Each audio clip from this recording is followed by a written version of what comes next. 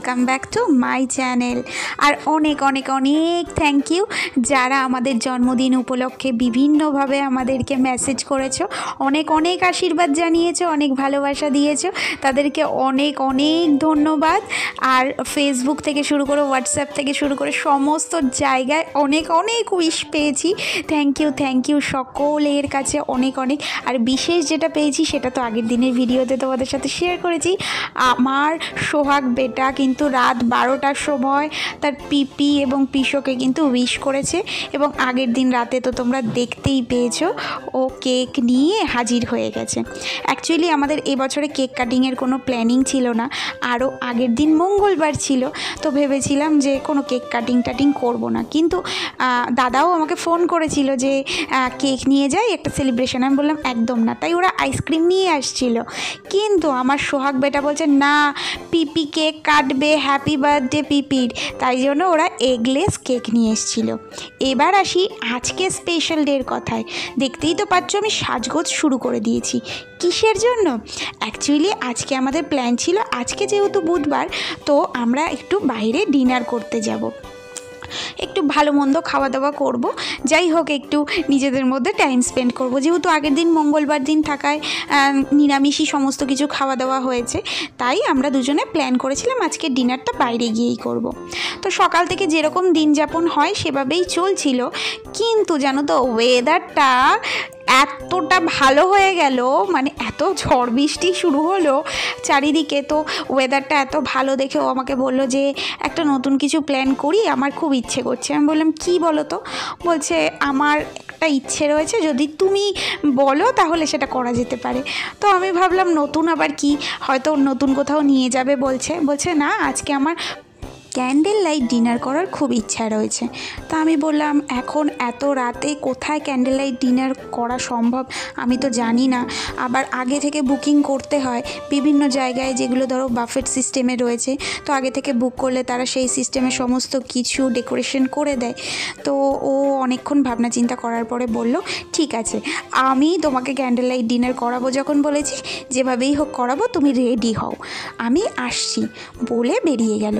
তো আমি কিছুটা আইডিয়া করতে পেরেছিলাম ও হয়তো বাড়িতেই কিছু প্ল্যান করছে। আসলে ওয়েদারটা এত ভালো, তো আমিও না বাইরে মানে যেতে ইচ্ছে ছিল, বাট তারপরেও মনে হলো যে ক্যান্ডেল লাইট ডিনারটা কিন্তু বেস্ট অপশান, কারণ খাওয়া দাওয়া তো আমরা প্রায়ই হয়েই থাকে, দেখো রেস্টুরেন্টে গিয়ে খাওয়া দাওয়া তো নর্মালি হয়েই থাকে, কিন্তু ক্যান্ডেল লাইট ডিনারটা একটা স্পেশাল স্মৃতি হয়ে থাকবে আমার জীবনে।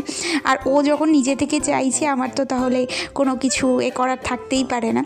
তো আমি কিন্তু একদম পুরোপুরি রেডি হচ্ছি। আমি এখনও পর্যন্ত জানতাম না যে আমি বাইরে যাব না বাড়িতেই আয়োজন হবে, জাস্ট আমি গেস করছিলাম। ও কিন্তু বেরিয়ে গেছে, আর ওর তো কোনো সাজগোজের ব্যাপার নেই, তোমরা জানোই একই জামা কাপড় পরে ও রেস্টুরেন্ট থেকে শুরু করে পার্লামেন্ট পর্যন্তও চলে যেতে পারে।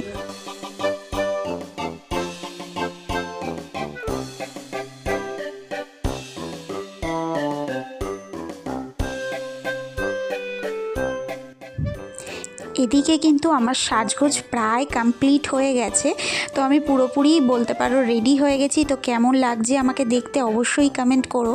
তো তেমন কিছু স্পেশাল করিনি, নর্মালি সেজেছি, সমস্ত প্রোডাক্টগুলোই ইউজ করেছি। তো লিপস্টিকটাও একটা জেল লিপস্টিক কালার ইউজ করেছি, কেমন লাগছে অবশ্যই বলো। আর এদিকে আমি কিন্তু ওর গাড়ির আওয়াজ পাচ্ছি, তার মানে ও চলে এসেছে আমি বুঝতে পারছি।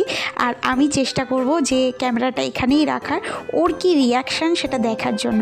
এসেই আমাকে ডাকতে শুরু করেছে, সুস্মিতা তুমি কোথায়? তো দেখো তোমাদের সাথেও শেয়ার করি ওর রিয়াকশানটা কি হয় আমার সাজ দেখে।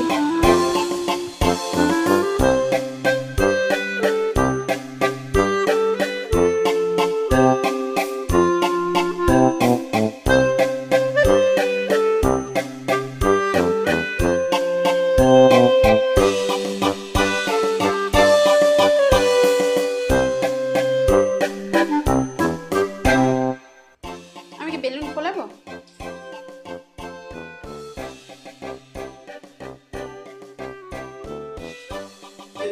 तेरा ही नाम होगा।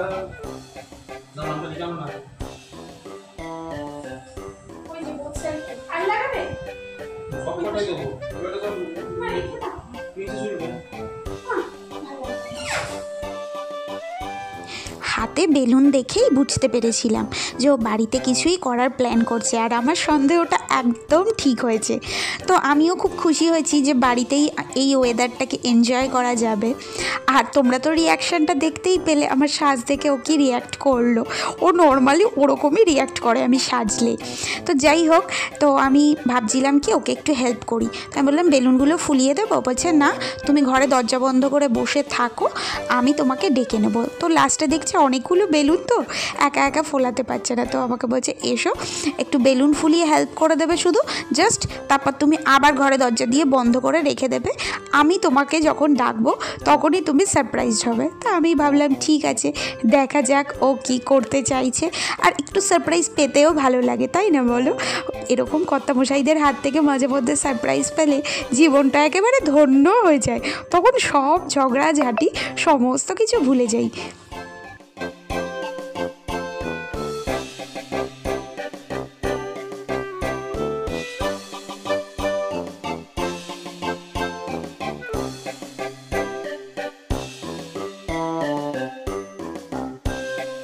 এবার তোমার ডাক পড়বে মনে হচ্ছে। আমাকে বলছে সব কিছু রেডি হয়ে গেছে, আর আমি এতক্ষণ বসে এখানে রিলস শ্যুট করছিলাম। আশা করি যারা আমার ইনস্টাগ্রামে রয়েছে তারা তো দেখতেই পাবে, আর টুকটাক কয়েকটা তো আমি ইউটিউবেও দিই শর্টসে, সেখান থেকেও তোমরা দেখতে পাবে। তো যারা এখনো পর্যন্ত ইনস্টাগ্রামে যাওনি বা আমার ইনস্টাগ্রাম প্রোফাইলের খোঁজ পাওনি, তারা একবার অন্তত চেক আউট করে নিও। আমার ইনস্টাগ্রামের অ্যাড্রেস কিন্তু দেওয়া আছে, একবার গিয়ে চেক আউট করতে পারে। ওখানেও কিন্তু আমি বেশ কিছু রিলস পোস্ট করি। তো রেডি হয়ে গেছি, রিলস পোস্ট করিনি, রিলস শ্যুট করলাম। এবার দেখা যাক ওর কতদূর প্রস্তুতি। ও তো আমাকে বলছে যে আমার প্রায় হয়ে গেছে, তুমি কি রেডি? আমি বলছি হ্যাঁ আমি রেডি, আমি সারপ্রাইজ নেওয়ার জন্য রেডি। তো একটু তো হেল্প করতে গেছিলাম, তোমরা দেখলি। বাট বললো না তুমি যাও, এখনো সারপ্রাইজ বাকি রয়েছে। তবে ভালো খাবারের গন্ধ আসছে, কি রয়েছে জানি না, তবে বলেছিল যে ডিনার করাবে, তো করাচ্ছে। আমি জানি না কি রয়েছে, গরম লাগছে। রিল শুট করছিলাম তো, পাখা না চালানোর কিছুই নেই রিল শুট করার সময়, কারণ গান চলে। বাট পাখাটা অফ করে নিয়েছিলাম। কি হয়ে গেছে? দাঁড়াও, আমার বন্ধুদেরকেও তো দেখাবো আমার সাথে সাথে তোমরাও চলো, এসো। সারপ্রাইজ ওয়েট করছি আমার জন্য। ও মাই গড, দারুণ! আমি এতটাও এক্সপেক্ট করিনি। খুব সুন্দর। তো তুমি দেখো। দারুণ হয়েছে। আমাকে পিকচার ক্লিক করে দাও কয়েকটা, দারুণ লাগছে। একসাথে পিকচার ক্লিক দাও, দেখি নিয়ে। এই ফ্ল্যাশটা অন করে দাও। দূর থেকে দেখো, বেশি ভালো লাগছে দূর থেকে। দারুণ লাগছে, ডেকোরেশনটা ওয়াও হয়েছে।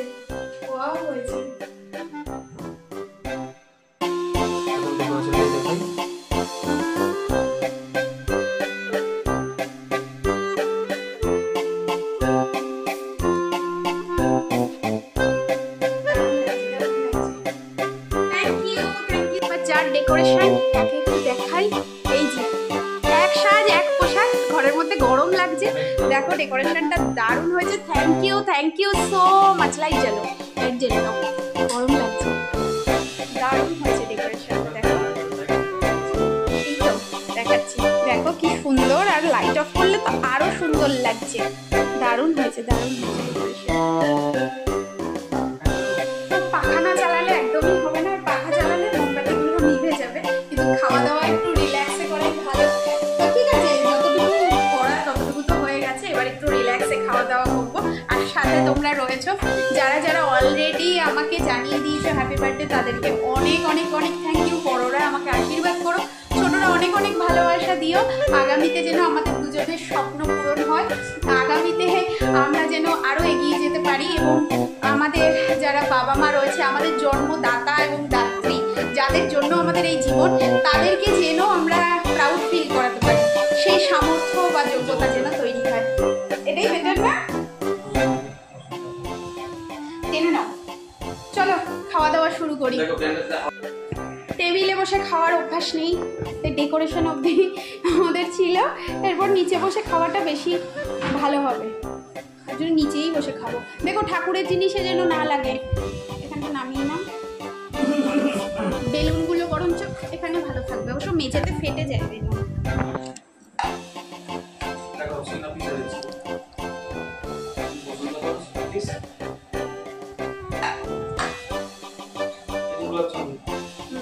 টেবিলটা এদিকে ঘোরাতে হতো, ওদিকে বেলুন রয়েছে না।